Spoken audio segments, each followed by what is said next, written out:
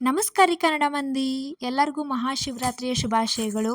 So ಇವತ್ತು ಶಿವರಾತ್ರಿ ಹಬ್ಬ. So ಬೆಳಗ್ಗೆಯಿಂದ ಉಪವಾಸ ಮಾಡಿದ್ವಿ. ಸೊ ಸಂಜೆಗೆ ಗುಡಿಗೆ ಹೋದ್ರಾತಂತ ಬೆಳಗ್ಗಿಂದ ಎಲ್ಲೂ ಹೋಗಿದ್ದಿಲ್ಲ, ಬಿಸಿಲು ಭಾಳ ಇತ್ತು ಮಧ್ಯಾಹ್ನ.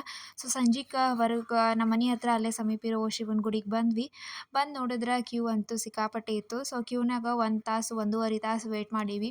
ಸೊ ಶಿವನ ಗುಡಿ ಅಂತೂ ಮಸ್ತ್ ಅಲಂಕಾರ ಮಾಡಿದ್ರು. ಅಲ್ಲೇ ಶಿವನ ಗುಡಿ ಹತ್ರನ ಇದ್ರಾಗನ ಷಣ್ಮುಖ ಗುಡಿ, ಹಾಗೆ ಗಣಪತಿ ಗುಡಿ, ಎಲ್ಲಾನು ಗುಡಿ ಇತ್ತು. ಸೊ ಅಲ್ಲೆಲ್ಲ ದರ್ಶನ ಮಾಡಿದ್ವಿ. ನೋಡ್ರಿ ಕ್ಯೂನಾಗ ನಿಂತು ಒಳಗೆ ಬಂದ್ವಿ.